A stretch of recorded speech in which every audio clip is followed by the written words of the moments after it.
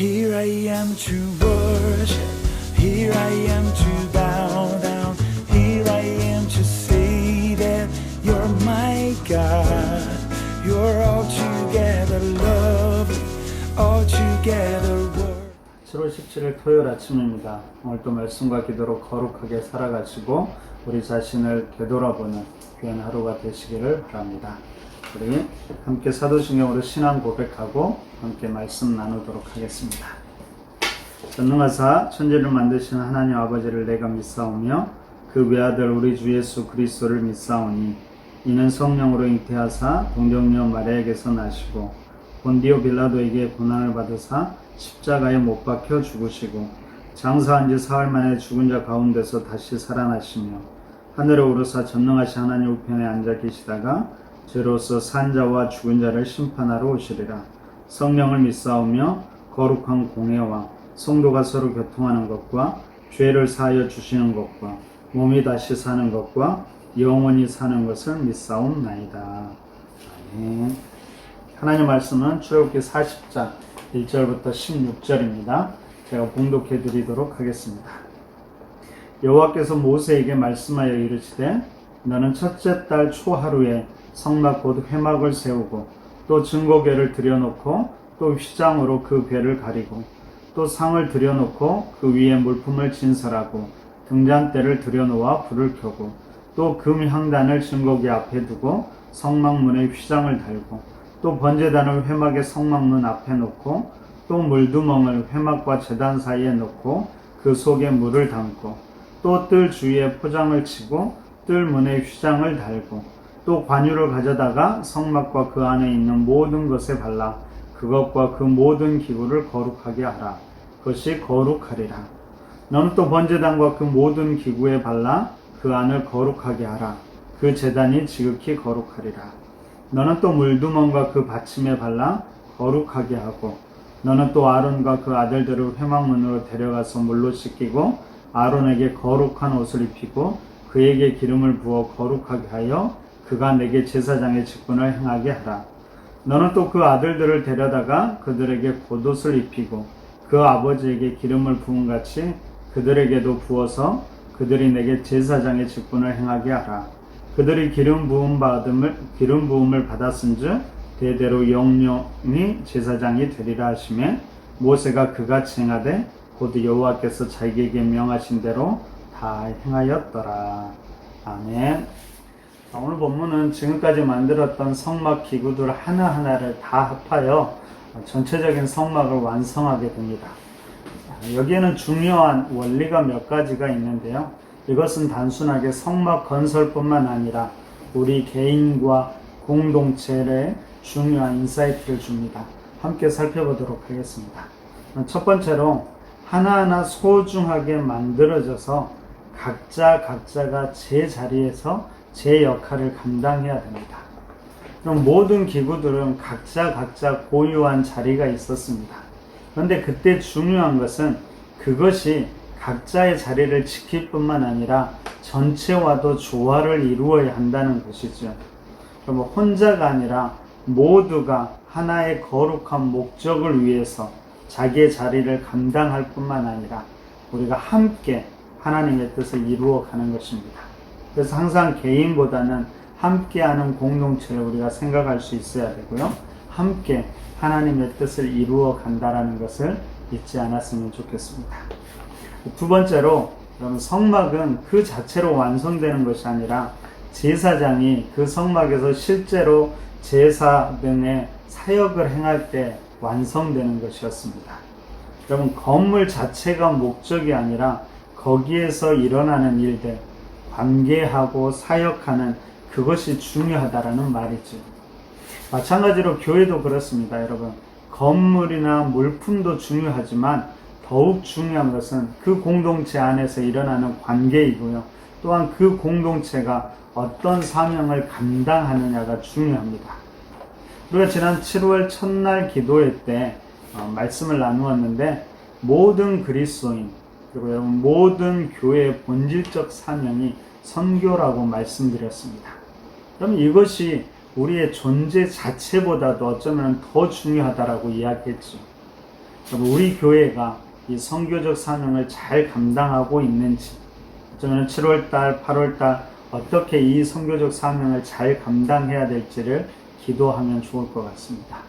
잊지 말 것은 교회는 건물이 아니라 그 안에서 일어나는 일들, 어떤 일을 우리가 어떤 사명을 행하는지가 중요하다는 것을 꼭 기억했으면 좋겠습니다. 세 번째로 모든 것에 관유를 발라 최종적으로 거룩하게 했습니다. 그럼 이 관유는 하나님이 명하신 대로 특별히 만든 것이죠. 그래서 특별히 성별하는 기능을 담당했습니다. 그래서 그것을 모든 기구뿐만 아니라 제사장에게도 그 관유를 발랐습니다. 이렇게 함으로써 물품과 사람들이 지극히 거룩한 것으로 구별되었고요. 특히 아론과 그 아들들은 제사장으로서 행할 자격을 얻게 되었던 것입니다. 그럼 성막은 물리적인 완성도 중요하죠. 하나님의 승인이 중요합니다. 오늘 기름 부음은 하나님의 승인이라는 것을 상징하는 것이었습니다. 뿐만 아니라 지금은 그 기름 부음이 어떻게 나타나야 할까요? 바로 성령의 기름 부음으로 나타나야 합니다. 그래서 성령의 기름 부음, 그것을 통해서 우리가 행할 때 그것이 하나님의 사역이 된다라는 것, 우리가 거룩한 존재가 된다라는 걸 잊지 않았으면 좋겠습니다. 그럼 네 번째로 기억할 것은 이 모든 것, 그리고 모두는 하나님의 명령과 뜻 안에서 이루어졌던 것임을 우리는 기억해야 합니다. 이것은 여러분 백성들뿐만 아니라 당시 지도자였던 모세에게도 마찬가지였습니다. 모세는 이스라엘의 지도자였지만 더 중요한 것은 하나님의 다스림 안에 있는 한 백성이었다는 것입니다. 그럼 모세의 탁월한 지도력이 어디에서 나오는 것일까요?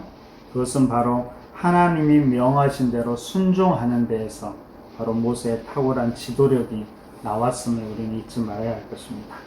그럼 성경은 계속해서 성막을 세우는 과정에서 제일 중요하고 제일 강조한 게 뭐였냐면 여호와께서 모세에게 명령하신 대로 했다라는 겁니다.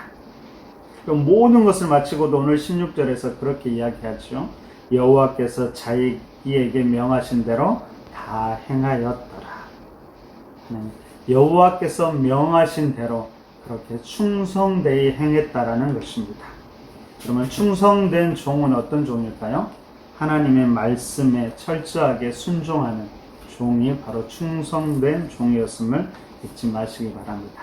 백성들만 뿐만 아니라 지도자가 먼저 하나님 앞에 충성된 모습을 보일 때 바로 또한 백성들은 그 모세를 하나님의 뜻 안에서 섬기게 될 것입니다. 그럼 이것이 우리의 가정의 모습, 우리의 자신의 모습, 공동체의 모습이 되어야 합니다. 무엇보다 우리의 가정, 우리 개인 공동체가 하나님 뜻에 순종할 수 있기를 간절히 바랍니다. 자, 우리가 한 가지만 더 생각해 보고 싶은 것은 그럼 이 성막이 세워진 때입니다. 이 성막이 언제 세워질까요? 오늘 2절에 보니까 이렇게 기록되어 있습니다.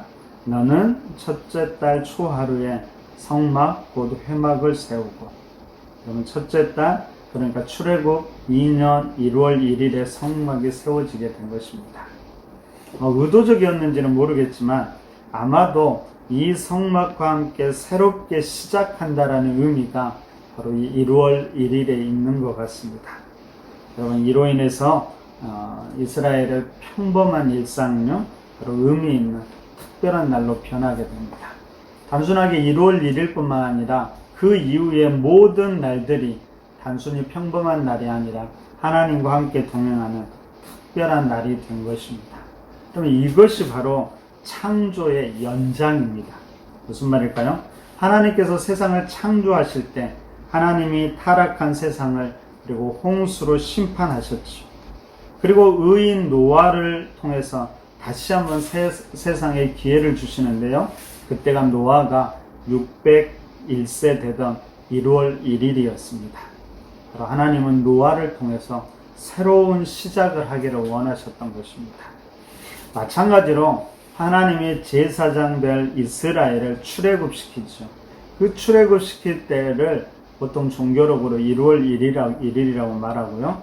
이스라엘이 시내산에 가서 하나님을 만나고 그리고 성막을 만나고 성막을 건설하고 이제 그 이후에 이제 새로운 동행을 시작하는데 이때가 바로 출애굽 후 2년 1월 1일이었습니다.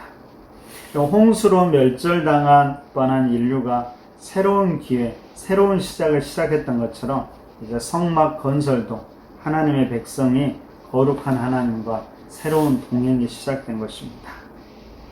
요즘에 우리의 삶에 참 어렵고 힘들지요. 코로나로 인해서, 거리두기로 인해서 경제적으로도 힘들고 물리적으로도 힘들고, 그리고 우리의 마음도 많이 무너지곤 합니다.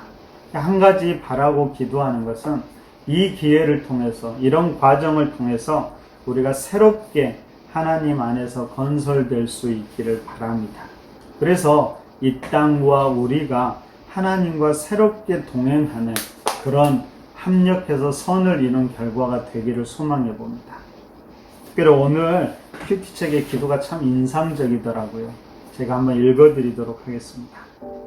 정성스럽게 만든 성막의 기구들을 하나하나 제 자리에 놓는 모세의 모습을 보며 하나님의 마음을 헤아려 봅니다.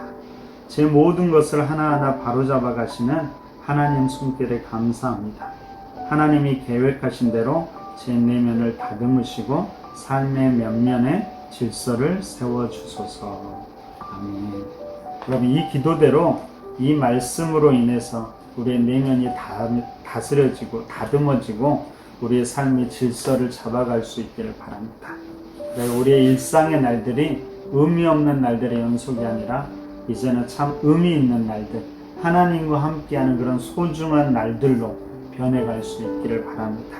그렇게 소망하며 오늘 또 최선으로 살아가시는 우리 푸른나무교회 식구들 되시기를 간절히 바랍니다. 자, 오늘 토요일이고 내일이 주일입니다. 여전히 거리두기로 인해서 내일은 온라인 비대면 예배로만 드립니다. 예배 담당자들이 와서 교육관에서 예배를 촬영해서 실시간으로 내보낼 것인데요. 어느 곳에 있든지 우리가 함께 하나님께 집중할 수 있었으면 좋겠습니다. 함께 하나님을 예배하는 데 힘쓰고요. 특별히 예배 담당자들을 위해서도 기도해 주십시오. 그래서 최선으로 다할 때 그들을 통해서 하나님 영광 받으시기를, 그리고 함께 우리가 하나님께 드리는 예배가 될 수 있도록 기도해 주시기를 바랍니다.